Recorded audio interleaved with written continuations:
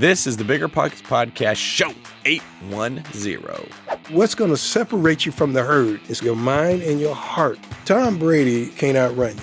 He can't outjump you. He can't outlift you. What you can measure, you can outperform him at. What you can't do is measure his mind and his heart. His commitment to being that guy that's unstoppable. That's mental, baby. That's mental.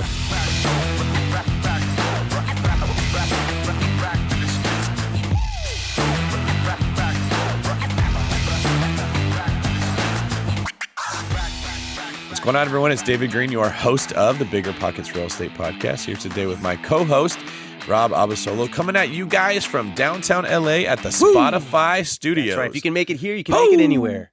Yes, you can. And we've made it. Yes, we have. made it here. We made a podcast here today. You know who else has made it? Tom Brady. Tom Brady. The former You could New say England that. Patriots. You could say that he's done okay at football. You know who else has made it? Who's that? Desmond Howard.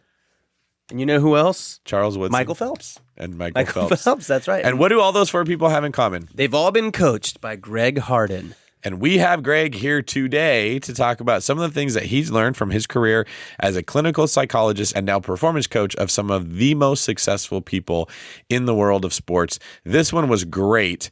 What are some things that you took away from this that are going to help you in your career as an investor? You know, I walked into this podcast. I met Greg just for about a minute before you walked in, and he was just a ray of sunshine. I was like, this is going to be a good podcast, because he really kind of breaks down that the real person in the way is you. And I know that this is something that we hear a lot of the times, but he actually gives anecdotes and strategies for letting go of baggage, and basically kind of paints the picture that the only person in this world that has the ability to transform your life tomorrow is you. And it was just really inspiring to hear him say that and talk about some of the success he's had with some of these major athletes in the world of sports. Yeah, when the best of the best of the best all come to the same guy to learn how to be better, there's something there. And Greg shares some of that secret sauce with us here today. One of the things that we've noticed through a day of recording was this idea of control the controllables. You can only control the things that you have control over. And Greg really hit that home with some practical examples of how we can respond. Another thing that I loved he talked about is that human beings are the only creatures on earth that have the ability to change. That was powerful. Dogs can't change who they are. Cats can't change who they are, but human beings actually can. We choose to hold on to the baggage of the past, or we choose to let it go. Do you have any insights on that perspective? Yeah, I really like the back and forth, because, you know, he kind of talked about how animals can't change. And then we threw him a curveball with caterpillars, and we were able to it was actually really fascinating to see two masterful analogies from two different people at such a high level like you guys come together. And you were just a caterpillar on the wall. I was just I was a fly on the wall. I don't get the privilege of being a caterpillar, unfortunately. I've watched you blossom throughout your career. You've already become a bit of a butterfly. Thank you. Wasn't there a butterfly joke today made as well about you, or a butterfly reference? Yes, in the Hormozy episode. So keep an eye out for that one as well. Keep an ear out. There we go.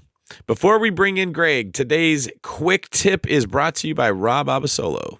Give 100% of the time. The way you do something is the way you do everything. Yes, that's right. That is Keep right. going. I mean, that's a one way of saying it. That's how we've heard it so many times over the last couple of years. But I think we talked about this thing of not just choosing your battles, but choosing every battle and giving it all out. Go to war with all the things in your life and give it everything you got, and success is on the other way. I thought that was fascinating. You guys are going to love hearing about this. And if you think that sounds exhausting, well, Greg also says that you should give relaxing and resting 100% of your attention as well, right? So you're never going to be tired. The perfect life hack. All right, let's get to Greg. Greg Harden, welcome to the BiggerPockets podcast. For those who don't know who Greg is, a quick background. He is a peak performance coach who has worked with athletes like Tom Brady, Michael Phelps, and Desmond Howard. I'm a Raider fan, so I know exactly who that is. He was once profiled by 60 Minutes as the University of Michigan's secret weapon. Welcome to the show. Oh, thank you. I'm excited to be here, because what I found out about you guys is quite stimulating. You're a former police officer, law enforcement. My son is here in L.A., LAPD. Really? Cool. You got to tell you, give your son some knuckles for him, man. He's Pass a it bad along. man. And this young man, just what you guys are doing that has me excited is that you're teaching people how to make money, but you're daring them to be better at everything they do. That's the secret. You don't make more money. You don't get better relationships. You don't get better life unless you fix yourself first. It all starts from you. Yes, sir. I have a performance coach, Phil Toll. He actually worked with Dick Vermeil when the Rams won the Super Bowl. Mm-hmm. He worked with Metallica, a lot of high profile people just like you. Rob, do you have any coaching going on? I don't think I've ever Right asked now, that. I just coaching in general. What many coaches are help coaching you? Yeah, I've got like a macro nutrition fitness coach. That's about it. He has really kicked my butt. Did he teach you to use big words like that to sound smart? Well, that was impressive. You noticed I it tell too? you, man. Well, he taught me to work out 6 times a week and eat an insane amount of meat and rice and vegetables every single day. So you have an accountability partner that calls Absolutely. himself a coach. Okay. Yes. Uh-huh. So No. He's a coach. He's a legit coach. All right. He's coached like 500 people through it. So, Greg, you work with professional athletes. We're hosting a podcast about real estate. What's the overlap? Help spell this out for our listeners. Well, that's good. What we need to be clear about is that we're trying to get people to do their absolute best. We're trying to get them to be deliberate and intentional about selling the product, about selling themselves. And when we're talking about athletics, you've got to begin to understand that at this level, even before this level, pro, college, high school, the game gets mental. The higher you go, the more mental it becomes. So while people will think that you're just talking about, you mastering real estate, you have to master your own mind and your own heart. You have to master your own ability to know when to go hard, when to back off, when to add on to your schedule, me time. And so we're really talking about universal truths when we're talking about performance, because what we're really being talking about is how what you're teaching is people how to perform in a realm that some of them are being introduced to sometimes by you and sometimes by just their need to make more money and figure out how to change their lifestyle and how to do something different than what they've been doing, and they're going nutsy bobo. And so what I'm dealing with in many cases are people who think that they know what they're doing, who have been successful, and then they get to the next level and say, oh my God, what can I do to make it to the next level? That's all we're talking about, going to the next level. Well, I love that. Yeah. Greg, you sort of mentioned that the higher level you become, the more mental it becomes. So is it a bit of a sliding scale between the physical side of things, especially in the performance world, where it actually is less physical and it's more mental, or is it, one and the same? Is it? Well, I mean, that's a great question. Think about it this way. If we're talking about athletics in particular, when we talk about it being more mental at each level, the body had already better be prepared. So now the body is ready to be a peak performer, but is your mind able to perform at the highest level? So we're sort of assuming you've prepped the body at its highest level. Yes, because you'll have, let's look at college. I was the man in DG. DG was the man. In high school. In high school. Junior high especially. Ooh. Yeah, I was dominating in eighth You are grade. tall. You're a tall man. I was tall, and that's about all you need. And it's strong as ammonia. You understand? That's strong. So Now that is an analogy. I think he's got you topped. I might steal that one, Greg. That's Strong as really ammonia. And so what we discover is that someone shows up now at Division I. We may have gone to Division I, but we didn't turn into who. But physically, we were prepared. Mentally, you have to shift the way you think. You have to shift from being that guy in high school, because not everybody was that guy, that gal in high school. So what's going to separate you from the herd? What's going to separate you from the pack? It's going to be this and this, your mind and your heart. If we talk about a guy like Tom Brady, who people may love or hate, the bottom line is that's Tom Brady. Mm-hmm. Tom Brady can't outrun you. He can't outjump you. He can't outlift you. What you can measure, you can outperform him at. What you can't do is measure his mind and his heart, his commitment to being that guy that's unstoppable. That's mental, baby. That's mental. If you just talk about strength and endurance, nah. But if you talk about who's got the heart and the mind to find, wait a minute, was it 28-3? So, no. There was a game in a Super Bowl against the Atlanta Falcons, I believe. In the halftime, it was 28-3. Yeah, they were getting crushed. Now, we're not talking about a regular division game. We're talking about the Super level. Bowl. Yeah. So we would imagine the two best teams on the field. Now, at 28-3, I love you, Tom. You're my guy, but I'm watching out of respect. And I know not to turn away because if anyone can pull it off, it might be you, but it's not probable. But that doesn't mean it's what? Impossible. Yeah. My man. You understand? So it was improbable. All the data would say, it's over. But that's the problem that the Falcons had. They were in the locker room at halftime, confident that it was improbable, and the game is done. And they took their foot off. All they had to do is keep their foot on the pedal. But Tom Brady is sitting up talking about, I'll have another shot. And that's all he wants. Just give me a chance. Win, lose, or draw, he was going to give you what? 100% of the time. That's mental, baby. Now, he had the endurance to do it. He had the flexibility and the strength, but that's not what won that game. Yeah. I remember watching that game, working as a cop. Super Bowl was on. We were sitting in the office. Guys are going in and out for calls, but everyone's trying to watch. Halftime comes. The Falcons had just been dominating them. It wasn't even a close game. And I remember all the typical, it's over, why pay attention? And I remember saying, Tom Brady and the Patriots figure you out in the first half. And like he's losing, but he's collecting data. He's figuring out where the weaknesses are. He's making mistakes and he's learning from them. In the second half, he's going to take everything that he learned in the first half, and you're going to see way more effectiveness. Now, I didn't guarantee he's going to win. That's a big, big hurdle. But I remember saying, like, this game is not even close to being over. This is going to be an exciting second half. And everyone mocked me. It's 28-3. I had all fun? Yeah, that was really good. You had a ball that day. And they just, the second half was the exact opposite of the first half. The Patriots just went out there and mollywhopped them. It was crazy. And there's some life lessons to take out of that. Just the first half of your life didn't go like you thought. You married the wrong person. You had the wrong job. You had to overcome some difficulties from your childhood. It finally clicks. The second half of your life can be completely different. You can more than make up for all the stuff that happened in the first half. And you can decide that it's not going to be. The only creature on this earth that can decide to not be like they were yesterday is a human being. So a dog going to have to be a dog every day. Cat going to be a cat. A lion going to be a lion. The only creature that can transform themselves on purpose is a human being. Now, my wife immediately challenged me and says, well, a caterpillar. She got you there. It's metamorphosis. He changes.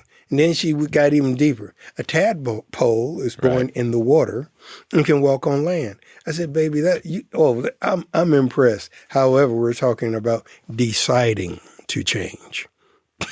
Well, a tadpole had a frog in it the whole time. It just had to evolve into what was already there, right? Dogs aren't evolving into something different. Same as a caterpillar. It had the potential to evolve into a butterfly. So you could make the argument that a human being deciding to be different is just sort of tapping into that same. You have had that potential the entire time. You didn't act. Many humans will decide to stay caterpillar, I guess is what I'm saying. My man, that's a pretty good mixture of the metaphors. Yeah, hey, my man, metaphorical kings here. I love it. Hey, you could take it because he just took it to another level. Now go back to your wife with that. Hey, look. Yeah. That's what I'm really here for. Hoping one husband wins an argument at some point in a marriage ever. That would be my coaching program. We did it. We penned Do you it want to here. win one argument with your spouse? Yeah, I'll take one. Yes, that's all it'll But take. just think about what we're talking about, how a person can wake up one day and decide to stop being a jerk, Yeah. to stop being an alcoholic, to stop being someone who is overwhelmed by everything, being negative, miserable, and depressed. Now that's major. Yeah. And once you tap into a part of your mind that understands it, or if you get coached into it and trained into it, there are no limits. Because most of our limits are self-imposed. Mm-hmm. And so you begin to open up that door in a person's mind to begin to understand that they can decide how their life is going to work. You set that all up by talking about the first half and the second half. Yeah, I mean, I'm sure as a performance coach, you have to deal with all the reasons why people don't want to change. So maybe let me ask you that question first before Rob jumps in. We all know that it's possible to change. At least there's some people who believe that, but not everyone is changing, but they all want the results of a changed life. What do you find gets in the way of people making that decision, like you just said, to change? Not letting go of yesterday's baggage. Okay. Yesterday's baggage will drag you down and keep you down. You can carry it around with you everywhere you go. It affects every relationship, every new relationship. And you're somebody else is serving the sentence of somebody who hurt you and abused you. You'll have a person who's got an adolescent leading their life at 40 years old. What happened to them at 14 turned them into a person whose self-worth and self-esteem is measured by everything except themselves. So we are real clear that sometimes people can get stuck with yesterday's baggage. Some people are stuck by not being able to ask for help. I was trained by my father to not ask for help. My father was a good man, hard-working, nonstop, 70 hours a week at the factory. And I remember going out into the backyard and I think I was 8 or 9 years old. And I went out and said, "Hey, Pops, can I help?" My dad looked at me and said, "Boy, let me tell you something. If you see me in a bear fight, don't help me. Help the bear." Now, I don't know what he's talking about at 8, 9, but over time, repeating that over and over to me, what did he teach me? A man doesn't need help. Yeah. And I'm not the only one who was raised that way. Right. So there are a lot of things that will interfere with people changing. When I was doing clinical therapy, I was confident that I would always be employed because people will walk in and ask for help and fight me tooth and nail. Is that the truth? They would show up saying, "I really need some help." And I said, "Come on in," because I'm excited because they volunteered. They weren't forced by the court. They weren't forced by their wife, by their job. "Man, this is going to be great." And then they'd fight me tooth and nail. And it dawned on me, I will always have a job because even when they want help, they will resist. They will fight because it's human nature. Yeah. To be resistant to change. They really want to help, but change threatens us, and it's awkward, and it feels uncomfortable, and it's a fascinating part of working with people. Yeah, so you talked about sort of the baggage, and that's what holds us back, and the resistance to change. Is there any practical advice that you can give to someone to just let go of that past baggage, and start working towards change? Well, you have to teach people that for once in their life, they need to choose themselves. I'm asking you to choose you. And so that's not what people don't talk to me like that.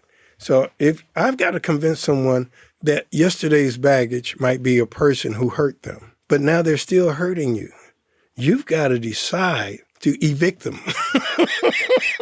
You got to send them an eviction notice. It's time for you to go. And if I don't do that, they stay in my head. They stay in my heart.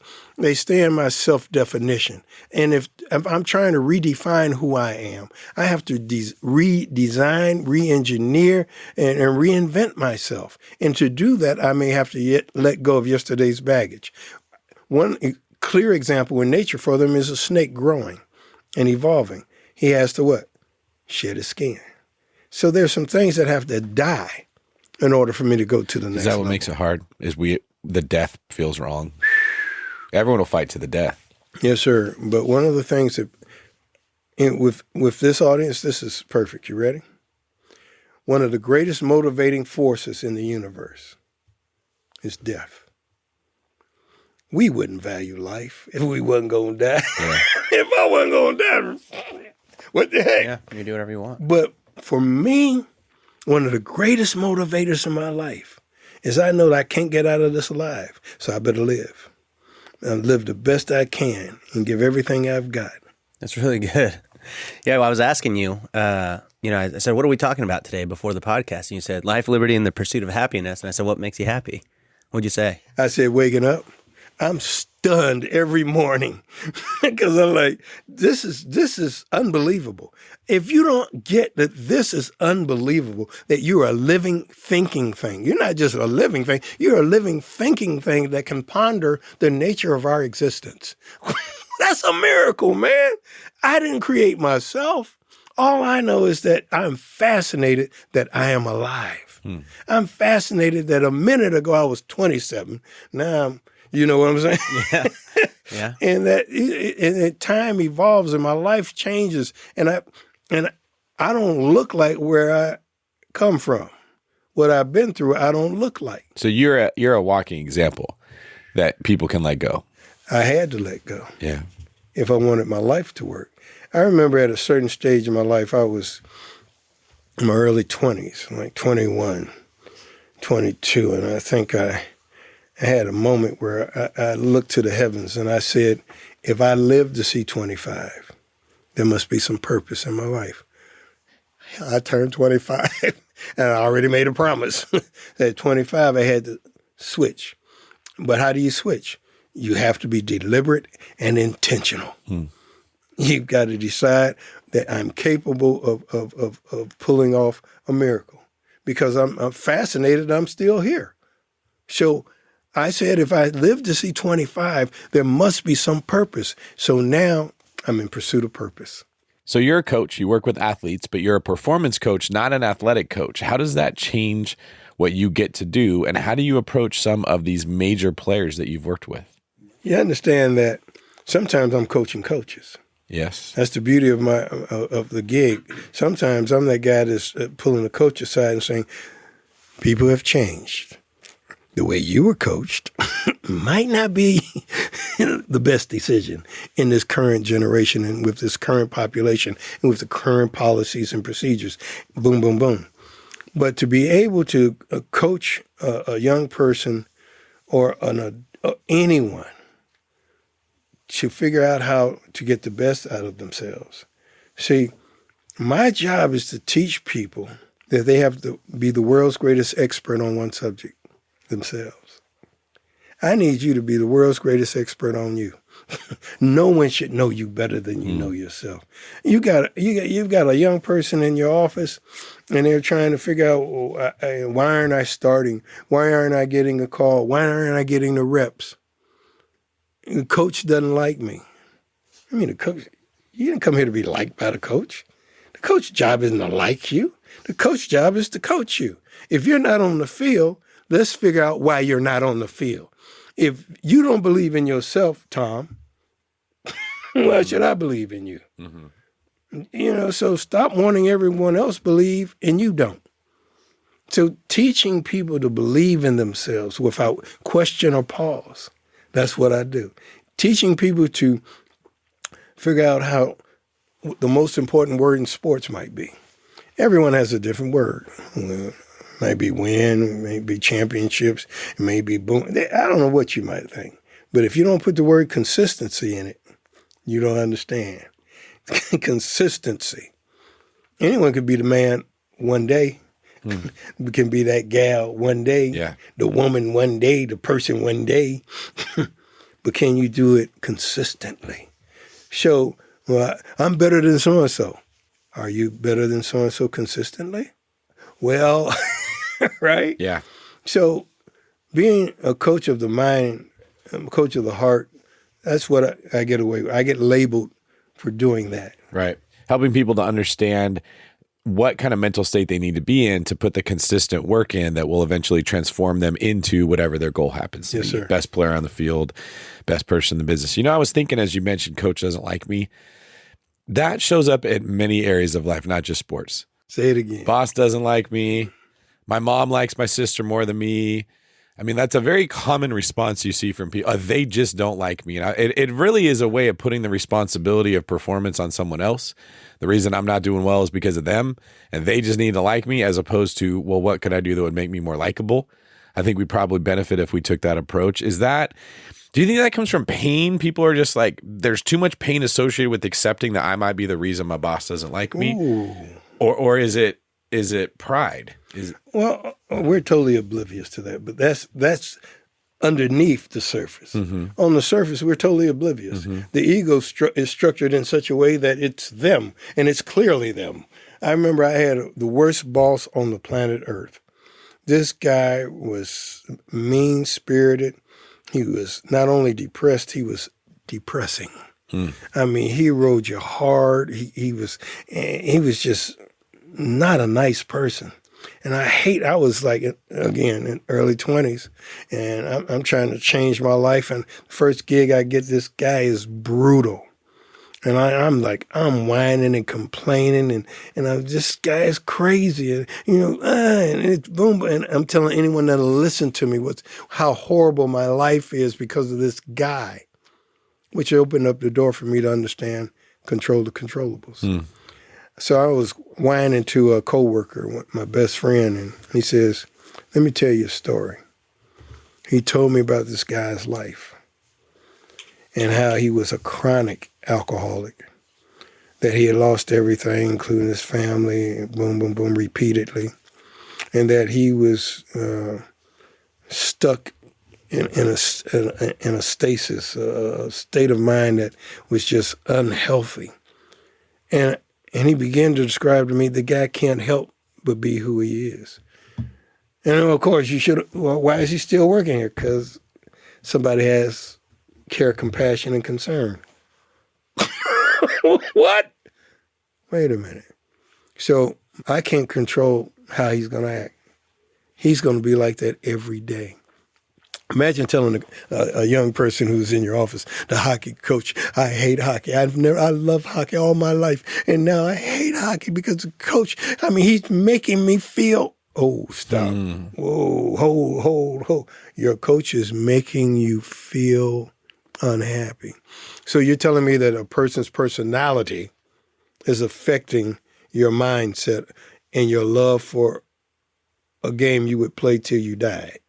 So how old is your coach?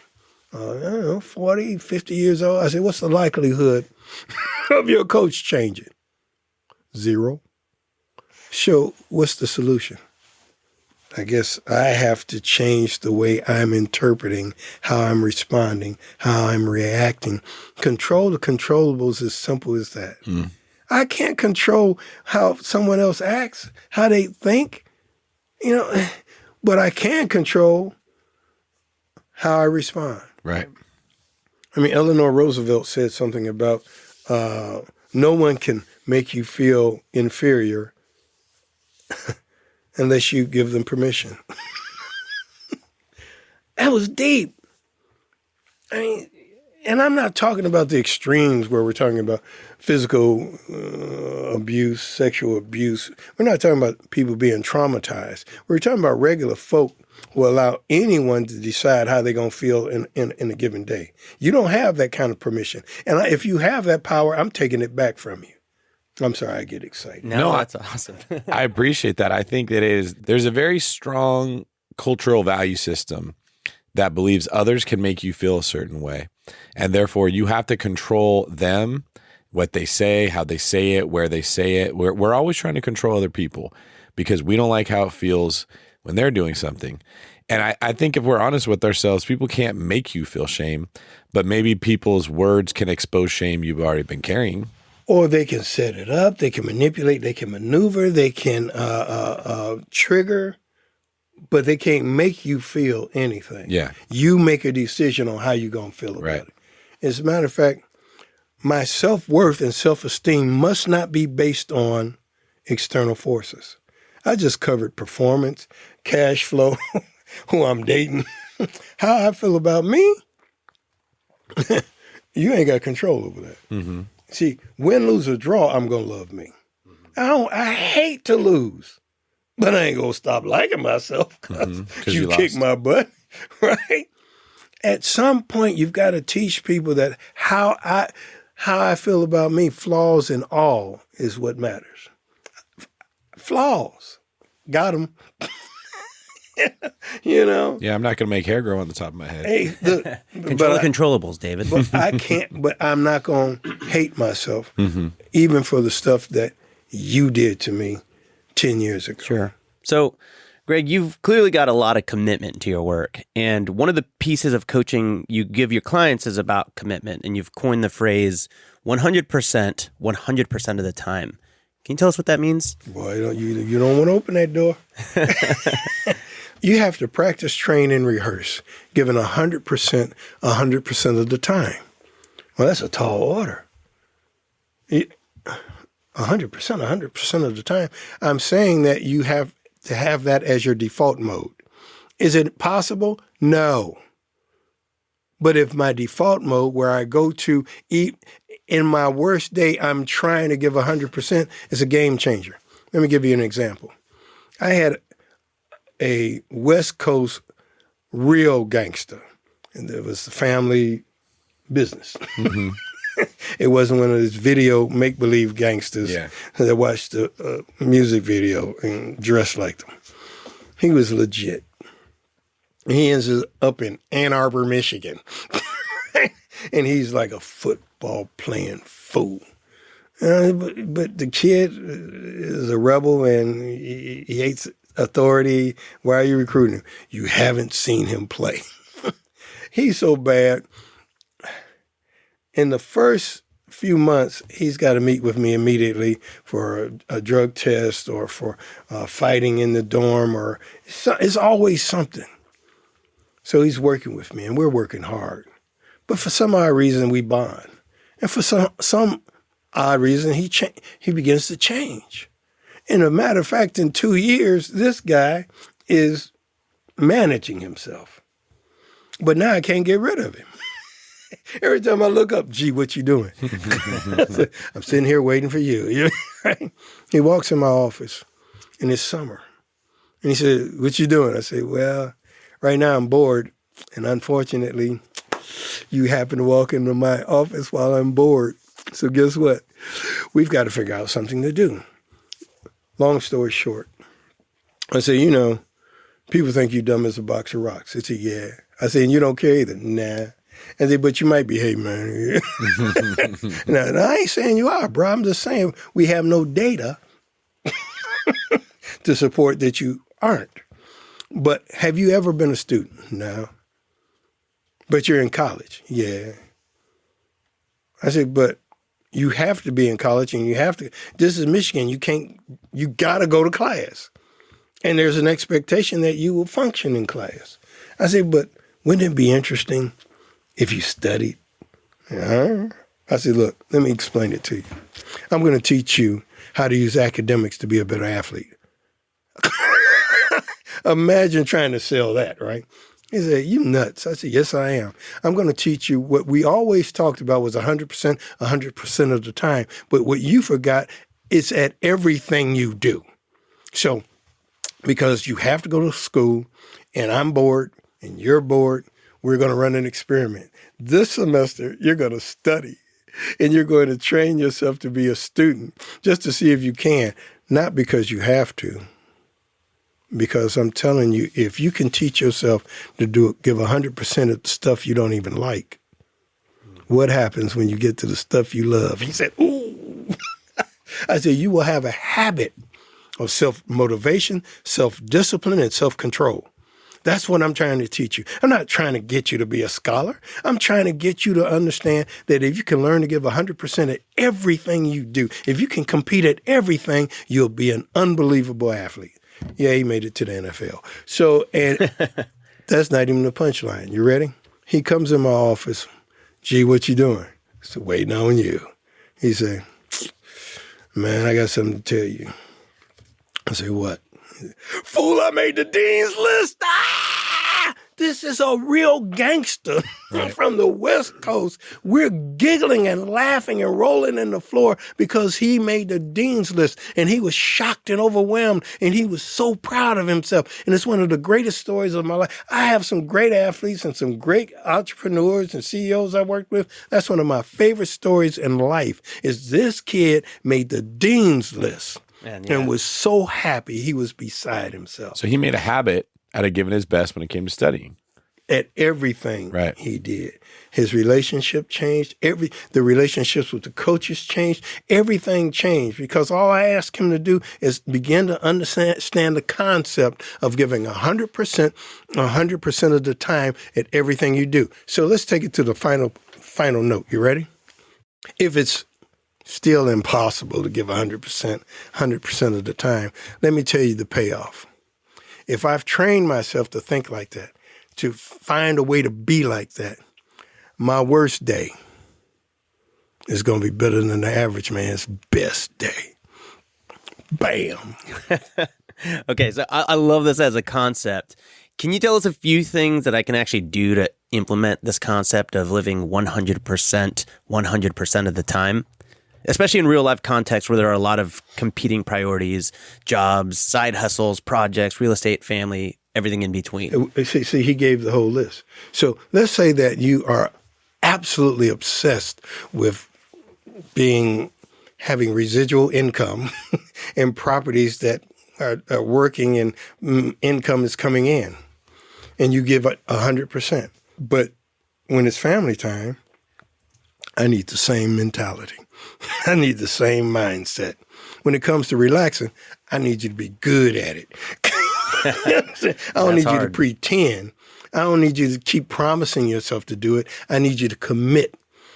I need you to commit, improve, and maintain your obsession. You're obsessed with making this podcast the best in the land. I need you to be obsessed with making your relationship the best in the land. I need you to be obsessed with teaching other people what you've taught yourself. I need you to be obsessed with being giddy about taking time for yourself. I need you to put on your calendar. And I need, if you make an appointment and you put it in your calendar, you'll walk through hell with gasoline draws on to make that appointment. But when you make one for yourself, anybody can bump it. When you make an appointment for you, nobody can take it because it's an appointment and you keep all of your appointments. I need you to make an appointment don't tell your wife, don't tell your significant other, I told you this. If you make an appointment with them, you better keep that appointment. You better plot, plan, scheme, and dream on how to pull the family into a closer union with you because it's something you dream of, something that you can commit to. And there's some things that you can give more to because we pretend we don't have the time. One of the challenges is to be so critically conscious that you know how you waste time and when you waste time, and then you restructure the time so that you can put into those time slots things that are meaningful for you. That's one way to do it. Yeah, that's cool. It's almost like you're saying instead of choosing your battles, you're choosing them all. You're going to war with all the facets of your life. Bruh, if you're going to be that guy, because we all dream of being that guy. So if you make all the money in the world and can't nobody stand your ass. That's a good point. Yeah. What's the point? We know people. We have seen people. We have witnessed people have all the money that you dreamed you want, all the success that people think they want, who end their own lives. That's not us. We refuse to be that person. And a balanced life, for lack of better words, is the secret. And the real secret that ain't a secret is self-love and self-acceptance. You had me thinking about when you said if you're going to relax as good as you can. Ooh. Right? My mind started going through all these different possibilities. Like when it's time to go to sleep, do you go to bed and say, I'm going to sleep as hard as I can for these 8 hours and wake up refreshed to tackle the day? Or do you start scrolling on your phone and watching mindless stuff that keeps you from going to sleep? Right? Stuff you don't even remember what you watched. No value to you. Exactly. Just eat cotton candy. Tastes good in the time. There's no nutrition. But it was Arnold. It was Schwarzenegger. And that's my guy. And you get trapped. And then all of a sudden, an hour and a half of no sleep goes by. which makes the next day harder. All these battles that you got to fight, Rob just said, are harder to fight. Now you don't want to fight because you're tired. You just want to think about coasting through the day versus what you're talking about is if everything you do, you say, I'm going to do 100%. So you're going to wake up, you're going to get ready as efficiently as you can. You're going to visualize what you're going to do that day. You're going to see yourself winning. You've got a time slot that's already full because you probably prepared it the day before, so you know what you're going to be doing. In every conversation you have, the question is, how do I build up this person as much as I can? Like Rob, you mentioned last night, a lot of the friendships you have now need to be intentional. Are they going where I want to go in life, or are they going somewhere else, right? Our conversation last night probably got really good and deep at the very end. What would it have been like if I'd have started off with that topic instead of waiting until 2.5 hours went by where we were just talking and got there first? That's what you're getting at, right? Is Yes, sir. everything you're doing, do it as good as you possibly can. Because again, we all can talk about bad habits. Let's talk about creating. Sometimes, I got to get rid of these bad habits. Why don't you replace them? Why don't you introduce new habits? And they let them overwhelm the bad habits, And so the good habits that we can create include leading with care, compassion, and concern. Yeah. So for our audience, one of the biggest struggles that these people have is fear. We're asking them to leave a W-2 job and get into an entrepreneurial mindset. We're asking them to quit the security that comes from someone else providing for their safety and putting themselves in a position where they're in control of their own safety, which, as you know, puts you in a position in life where you're going to perform the best. But it's scary, right? So something that people have heard us say before, and I want to talk to you about, is to stop fearing fear. But your twist on it is that it isn't about courage, it's about predictability. Let me know what you mean by that. Look, fear is predictable. It's part of being human. Some of the greatest Dave, some of the greatest moments of your life, some of the most exciting moments of your life, you're about to crap your pants. That's good, man. Like, you're about to have a kid. Is that scary? Come on, man. Think about Getting ready to get married? Come on. It was the most exciting moment. But what we discover is that anxiety and excitement, there's a thin line, physiologically speaking, between how the body reacts.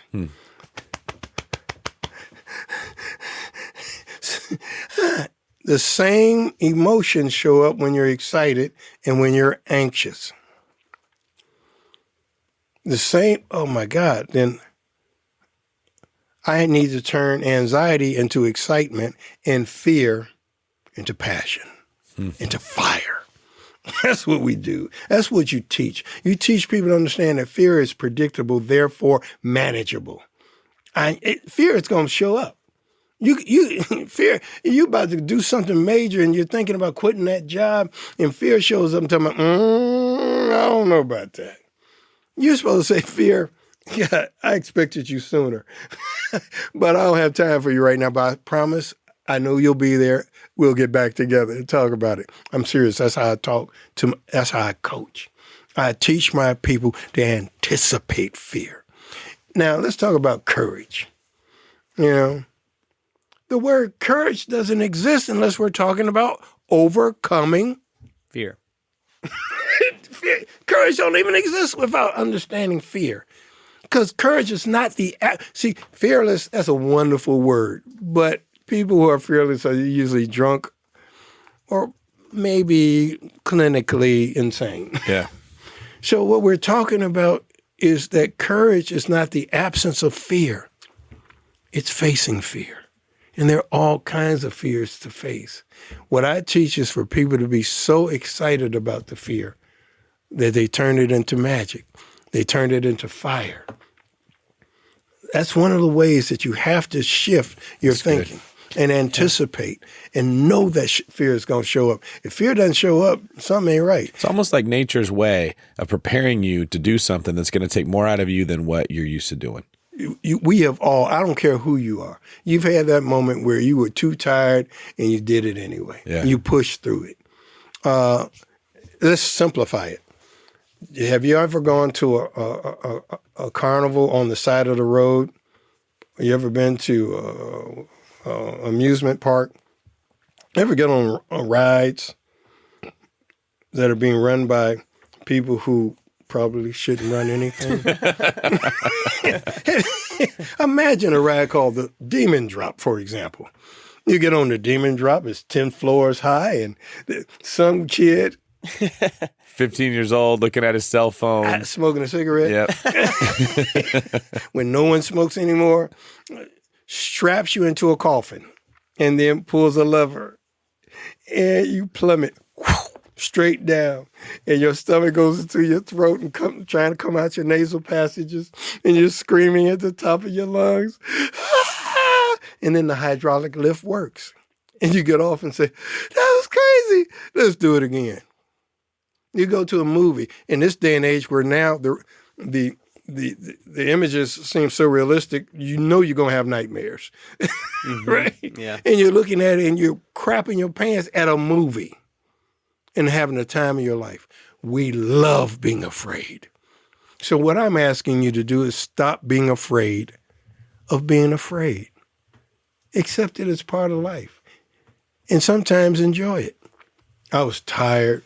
My sleep cycle was off. My biorhythms are off. And boom, boom, boom.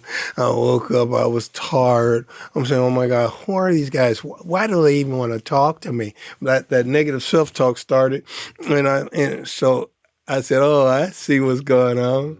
I say, let me not just talk about Dave and Rob real estate.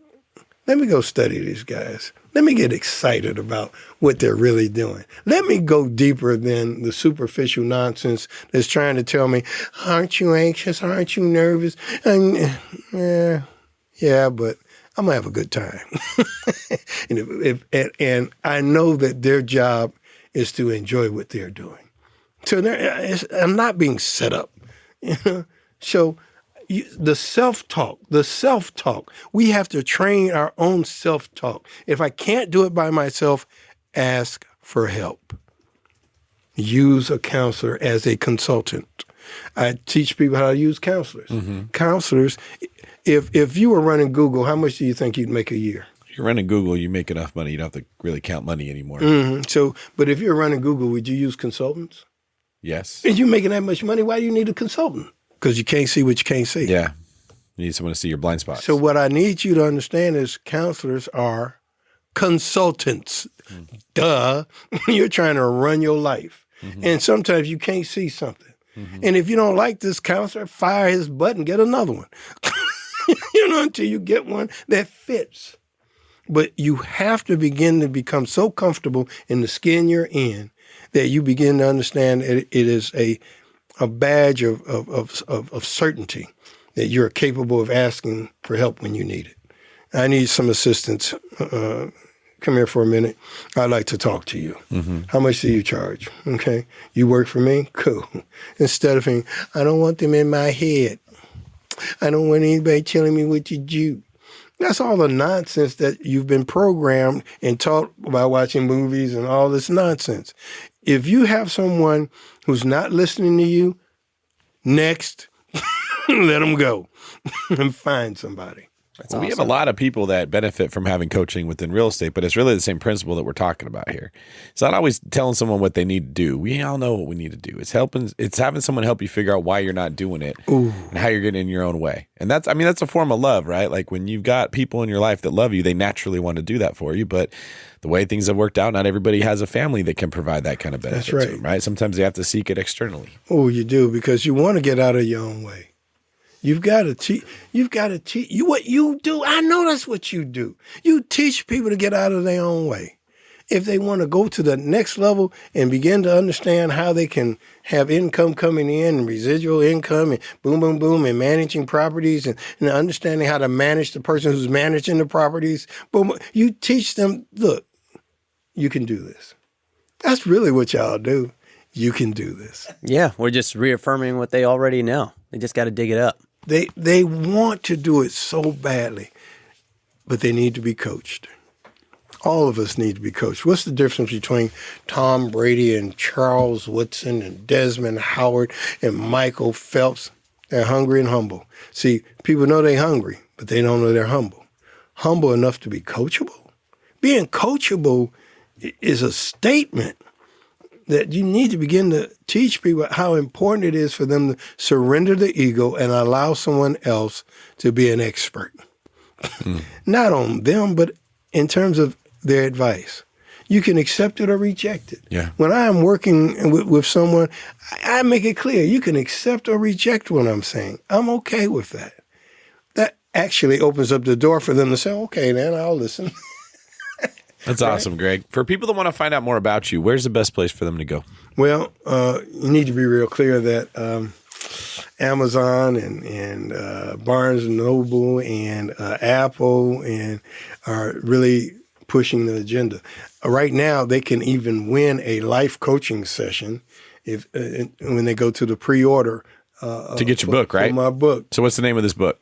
Stay Sane in an Insane World. I love it. Stay sane in an insane world. Is it available for pre-order now or for purchase? You can pre-order, and then it's released. It's going to be released August 15th.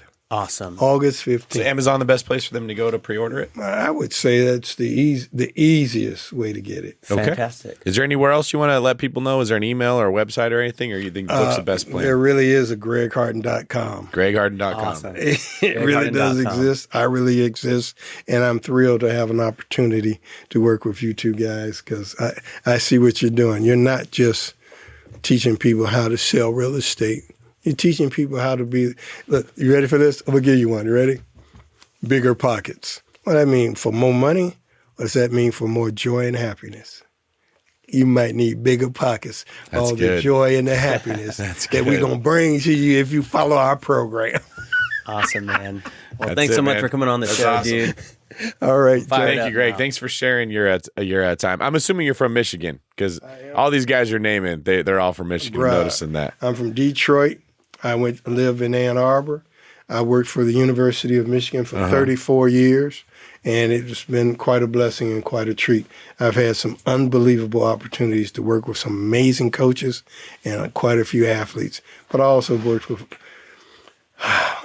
large corporations, all before I was working in athletics. Thanks, man. We appreciate your time. This was a great interview. Tell your son I said hello. All right. All right, Will Greg. do. This is David Green for Rob. Pocket full of sunshine. I'm solo. Signing off. Pew.